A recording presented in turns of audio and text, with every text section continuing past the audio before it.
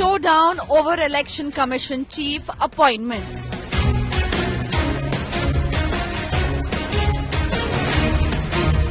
Congress condemns appointment, targets centre. Supreme court में petition 19 को सुनवाई होगा। इतना जल्दीबाजी क्या है? सरकार पे ने अपने मनमानी किया है, इसका हम लोग प्रोटेस्ट कर रहे हैं। Rahul claims hasty midnight move.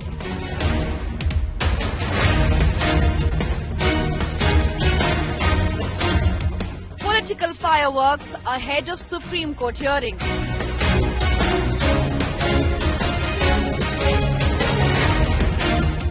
CEC selection board. That is our top focus on 6 p.m. Prime.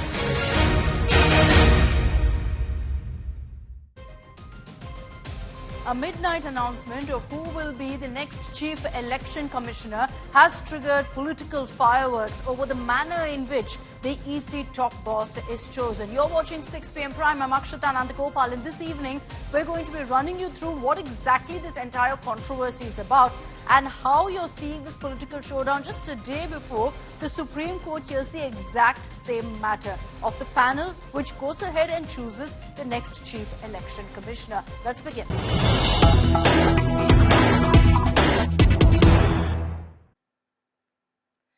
And as we count down to the announcement on who will be the Chief Minister of Delhi, tomorrow is when the legislative party meet will happen of all the newly elected BJP MLAs.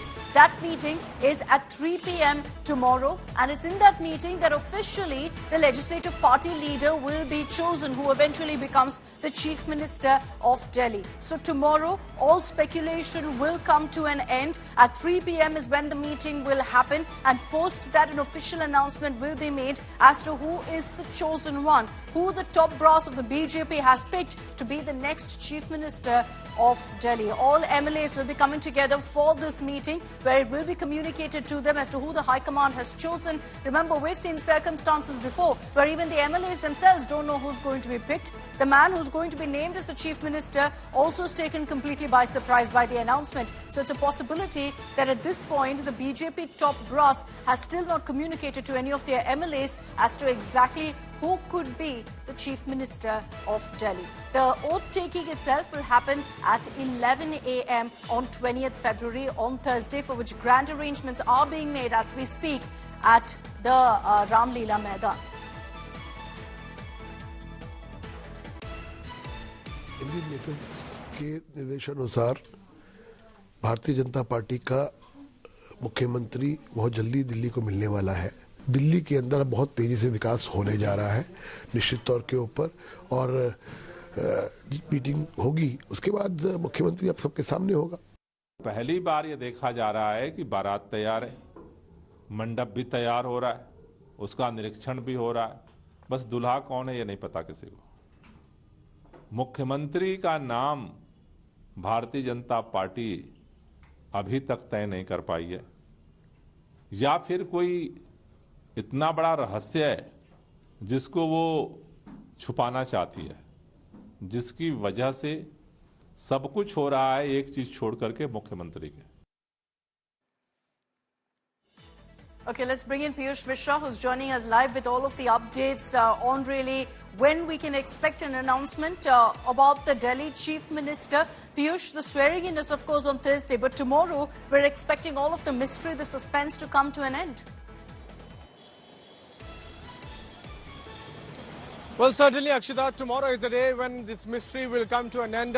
Remember that the results were announced on February 8, and since then a lot of speculations have been made, a lot of discussions have taken place, internal meetings have taken place. When the results were also announced on the day when PM Narendra Modi had addressed the BJP workers, he had held the first round of meeting with the top leaders of BJP like Amit Shah, JP Nadda, BL Santosh, and other leaders were also present. After that, PM Narendra Modi went to his visit to France and US, and now when he's back. After PM Narendra Modi is back, we have also seen a series of meetings being held by top leaders of BJP. Today also, as we are speaking, there's a meeting underway at BJP headquarters in which BL Santosh, Tarun Chugh, Vinod Tavade, Virendra Sachdeva, all these leaders are present. But tomorrow is the day when the BJP's legislative party meeting will take place at 3:30 p.m. And then tomorrow by evening, we will be able to know who will be the next Chief Minister of Delhi. And that person, the leader of Delhi Legislative Party, will become Chief Minister, and he will also take the oath. Right now, we are present here at Ramlila Maidan, where the preparations are underway. You can also see as to how a stage has been erected here. The preparations are going on. The work of cleaning the entire area, water sprinklers are being used, big bulldozers are being used, arrangements are being made. So tomorrow, after the announcement is made, day after tomorrow at 11 a.m., the oath-taking ceremony will take place. What we're learning is that BJP has, invited around 50,000 people from across the city.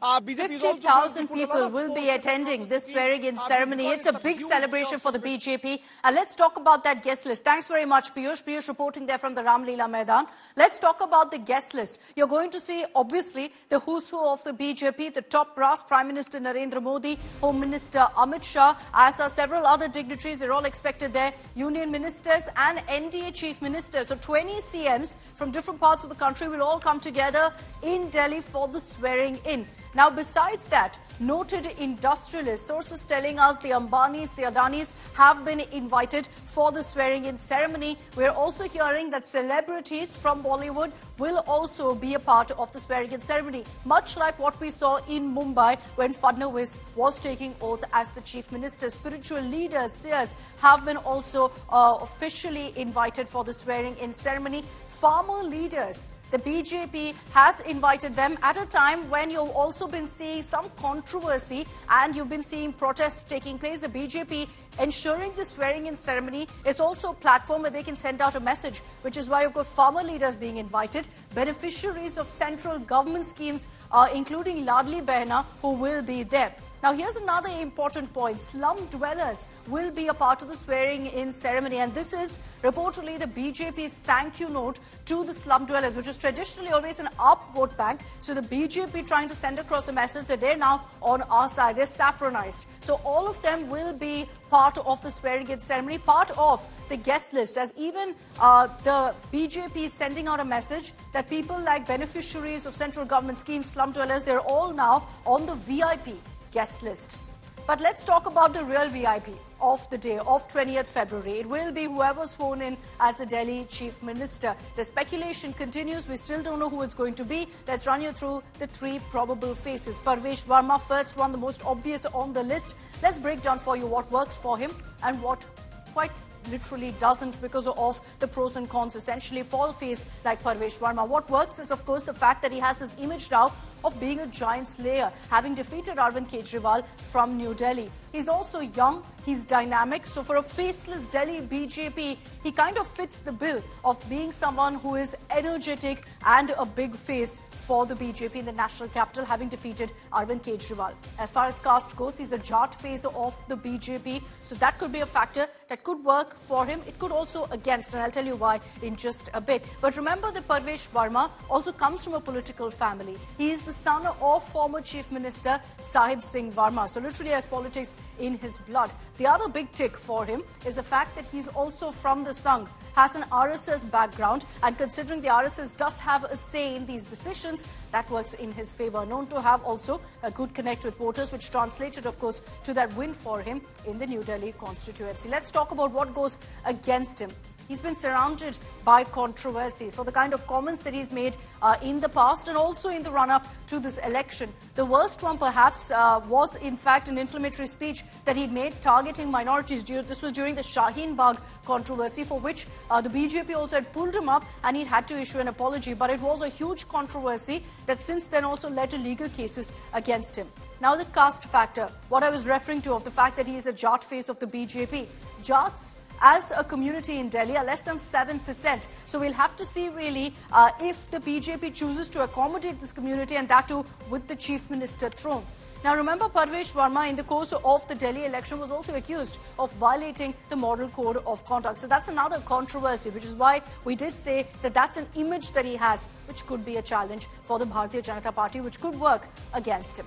Let's talk about the other big probable on the list, the other frontrunner, Ashish Sood, a long-time BJP Karyakarta worker. What works for him is exactly that he's held several leadership positions within the BJP. He served as the General Secretary of the Delhi BJP. He has administrative experience as an ex-councillor. The reason that's important is that the BJP has to hit the ground running in the national capital, has to ensure that they make good of the promises that they've made to the people.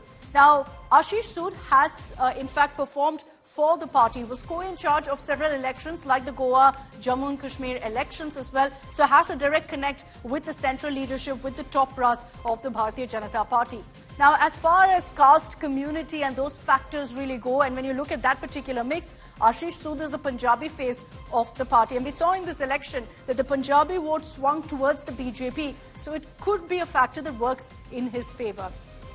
Let's look at what works against Ashish Sood. He's made some direct, blunt statements that's led to people being offended, and we're talking about within the party. It's led to issues within the BJP of factionalism. The other issue for Ashish Sood is that he's had an inconsistent electoral performance. He is the MLA right now from Janakpuri, but he's not always performed well in elections. And like I said, involved in internal factionalism because of the kind of blunt statements that he's made. So while he's performed for the party in elections, he's also faced issues within the Delhi BJP unit. So he may not necessarily have all of the support of the MLAs. The third name on the list that's doing the rounds, Rekha Gupta. Will we have another woman chief minister in the national capital? What works for her is experience in municipal governance. The same point that I mentioned earlier with Ashish Sood is that the BJP has to perform on cleaning the Yamuna, cleaning the air and doing so much more, that having someone with experience will obviously help. Now, she has huge support within the BJP and access to resources as a result. And of course, having a woman chief minister comes with its perks of focusing on women-linked issues. For the BJP, that helps with the narrative that they push forward of Nari Shakti. She's also known for her commitment to public welfare. But there are some factors that go against her of why she could not be really in this race. First, relatively fresh tenure as MLA. She's been chosen from Shalimar Bagh. She won from Shalimar Bagh with a sizable margin of votes, but still a little inexperienced as an MLA. Navigating state-level challenges is going to be a problem for her, considering now, of course, if she's given more responsibility.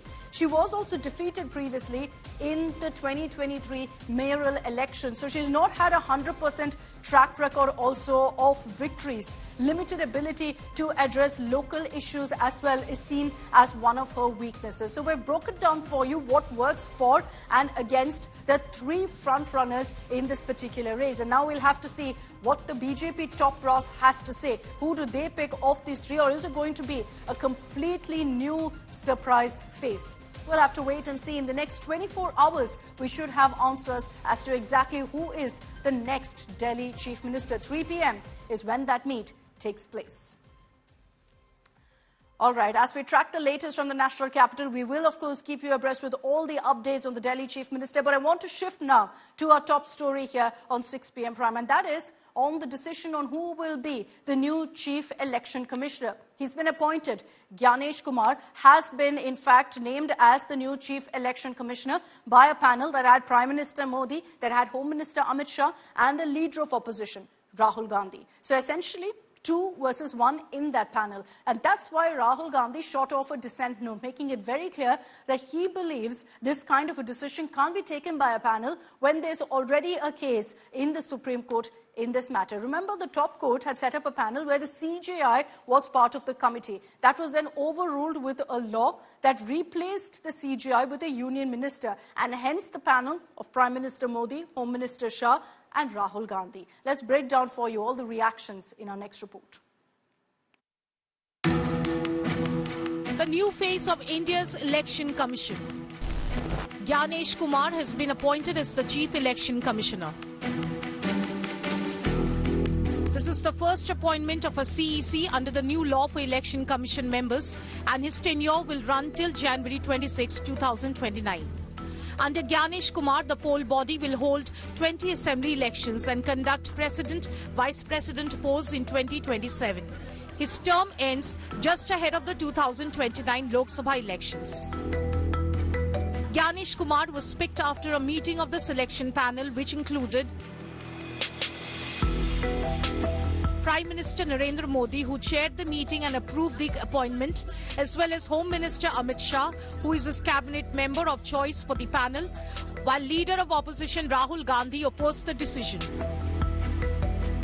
Calling the appointment a disrespectful and discourteous midnight call by the Prime Minister and Home Minister, Rahul Gandhi questioned why the CEC was chosen ahead of the Supreme Court hearing on petitions challenging the new law.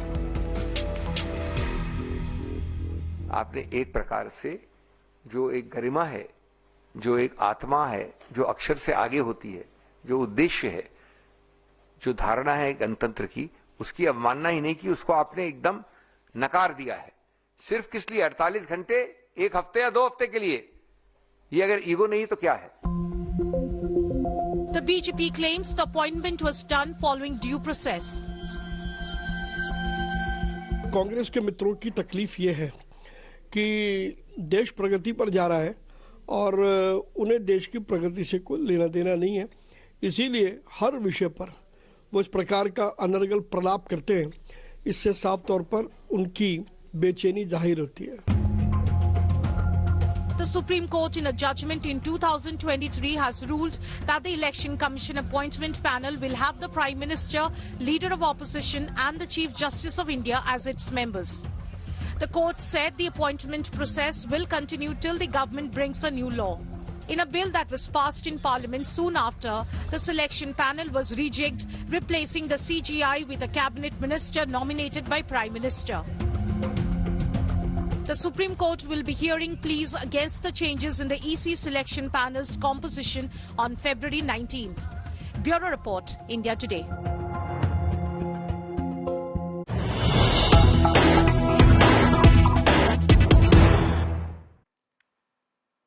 We're cutting across to images coming in. The first footage showing the exact moment of the Delta Airlines plane crashing at the Toronto airport.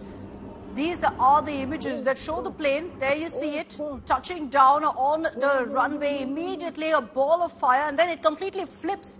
It turns upside down on that snowy runway. And this expert says completely unusual and never happens. The fact that you see it turning, completely flipping upside down. And this could be perhaps because of the weather in Toronto. What is absolutely miraculous is that passengers were all pulled out after this incident. A few were injured, but no casualties being reported. This despite the fact that you see the kind of impact as soon as the plane touches the ground. You see fire, the ball of fire following in fact the tail of the aircraft, and then it just flips over on the runway. We're yet to get details from experts as to exactly what went wrong, but we're hearing that it could be because of the weather, the fact that the runway was clearly snowy, and you see that in the images as well. There have been horrifying videos that have come to the fore of the aftermath of passengers being rescued, but absolutely miraculous that every single one of them was pulled out, evacuated safely. About 18 of the 80 passengers were injured, but besides that, no casualties, which is nothing short of a miracle when you see the footage of how this plane essentially collided right into the runway, and you see the fire, soon after which it veered off and then flips over. Oh my God. Oh my God. Absolutely heart-stopping images, though, so of that aircraft. But like I said, miraculous that all passengers are completely safe. That's all we have time for in this edition of 6 p.m. Prime. Thanks for tuning in.